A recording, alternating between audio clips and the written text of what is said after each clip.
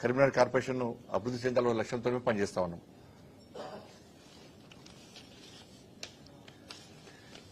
దేశవ్యాప్తంగా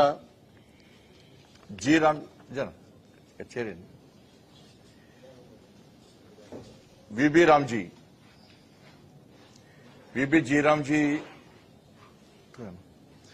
G Ram Ji Vikasit Bharat Guarantee for Rozgar and Ajivika Mission. VB G Ram Ji ఈ పథకంని ఒక మంచి ఆలోచనతోని నరేంద్ర మోడీ గారి ప్రభుత్వము కొన్ని మార్పులు చేసి పేద ప్రజలకు న్యాయం చేయాలనే ఉద్దేశంతో ముందుకొచ్చింది.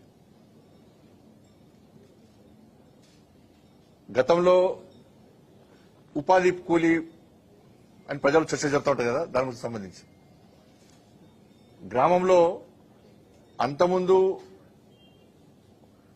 100 రోజుల పని ఉండే.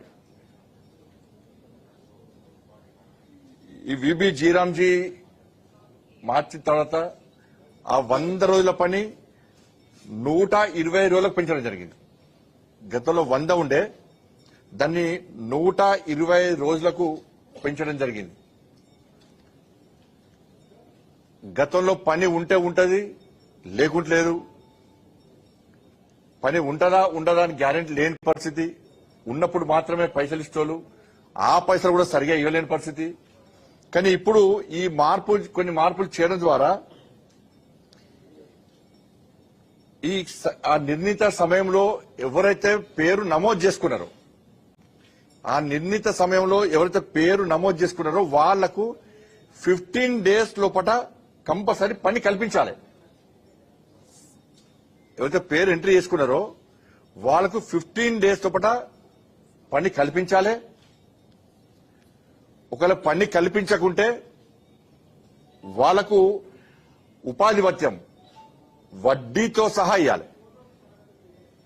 15 డేస్ లోపల వాళ్లకు పని కల్పించకుంటే ఉపాధి భత్యం అనేది వడ్డీతో సహా చెల్లించాల్సి వస్తుంది. ఎక్కడ ఒక్కసారి నేమ్ ఎంట్రీ అయిందంటే వాళ్లకు 100% పని కల్పించాల్సిందే. పని కల్పించకుండా వాళ్ళకు భత్యం ఇవ్వాల్సిందే. ఒకరు ఇవ్వకుంటే, పని కల్పించకుంటే వడ్డీతో సహా 5% వడ్డీతో సహా వాళ్ళకు డబ్బులు చెల్లించాలి. ఇది కండిషన్. ఇంతకుముందు పైసలు వస్తావా లేవా గ్యారెంటీ లేదు. ఇంతకుముందు ఈ పైసలను డైవర్ట్ చేశారు. నేను పాదయాత్ర చేసే టైంలో చాలా మంది ఈ ఉపాధి హామీ పథకానికి సంబంధించి ఆ పేద ప్రజలను కలిసినప్పుడు, సార్ 3 నెలల సార్ పైసలు రాక, మాకు 4 నెలల సార్ పైసలు రాక, కేంద్రం పైసలు విడుదల చేస్తున్నది, వీళ్ళు మాత్రం డైవర్ట్ చేస్తున్నారు, వాళ్ళకి ఇచ్చే ప్రయత్నం చేస్తలేరు. కాబట్టి ఇలా 15 డేస్ పని నేమ్ ఎంట్రీ చేసుకున్నాక 15 డేస్ లోపల పని చూపెట్టాలి. పని చూపెట్టకుంటే వాళ్ళకు 5% ఇంట్రెస్ట్ సహా చెల్లించాలి. గతంలో కేవలం తవ్విన గుంతలు తవ్వడము, కొంతమంది అధికారులు, రాజకీయ నాయకులు వాళ్ళకి అనుకూలంగా పేద ప్రజల యొక్క వాళ్ళ శ్రమను వాడుకునే ప్రయత్నం చేయడం, దీని ద్వారా ఆ గ్రామంలో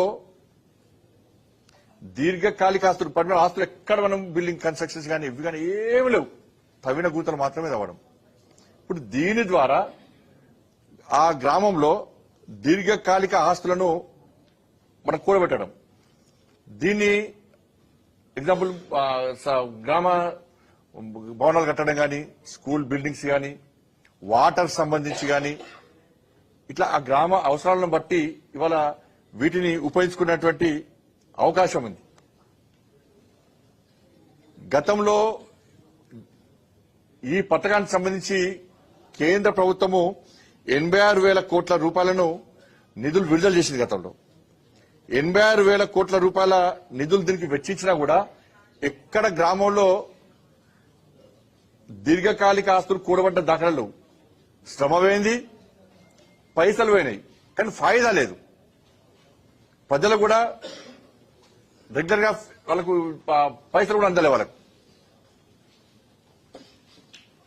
గతంలో 86,000 కోట్ల రూపాయలు విడుదల చేస్తే ఈసారి 1,51,282 కోట్ల రూపాయలు 1,51,282 కోట్ల రూపాయలు ఈసారి ఖర్చు అవుతుందని భావించి ఈ నిధులను కేంద్ర ప్రభుత్వం కేటాయించడం జరిగింది. అంటే పోయినసారి కంటే 17,000 కోట్లు అదనంగా, పోయినసారి కంటే 17,000 కోట్ల రూపాయలు అదనంగా ఈ పథకం కోసం కేంద్ర ప్రభుత్వం వెచ్చించనుంది.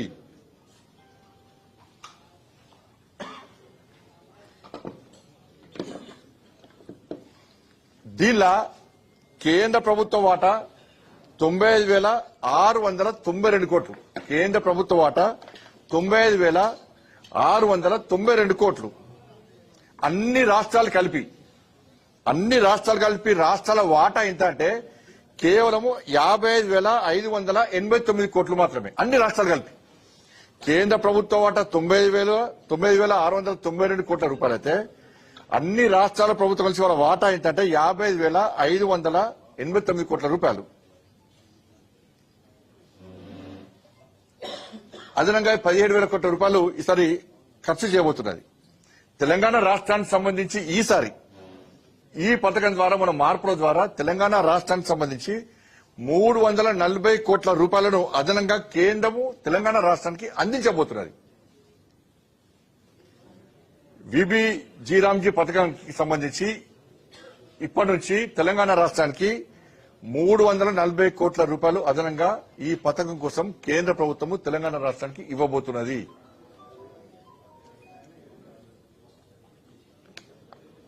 ఇది గతంలో ఈ పథకం వల్ల ఈ ఉపాధి కూలీలతో పాటు వాళ్ళతో పాటు రైతులకు న్యాయం చేసేటువంటి స్కీమ్. మీరు చూడండి, గతంలో పంట వేసుకున్న తర్వాత ఈ ఉపాధి హామీ పథకానికి సంబంధించి పనులు ఎప్పుడుంటాయి ఏం జనకు లేకుండే. వ్యవసాయం చేసుకుందామంటే రైతు కూలీలు దొరికేవాళ్ళు కాదు. బీహార్ నుంచో ఒరిస్సా నుంచో ఇక్కడి నుంచి లేబర్ ని పిలుచుకునే పరిస్థితి. స్థానికంగా రైతు కూలీలు రమ్మంటే వాళ్ళకి లేదు సార్, మాకు ఉపాధి కూలీ ఉంది, మేము రాలేము, దానికి రెండింతలు డబుల్ అమౌంట్ ఇస్తే మేము వస్తామని చెప్పి చెప్పుకోవడం వలన వ్యవసాయదారులు కూడా చాలా ఇబ్బంది పడ్డారు. కూలీలు దొరక వ్యవసాయం చేయడమే ఒక గండంగా మారిన పరిస్థితి. ఈసారి ఏం చేస్తున్నారంటే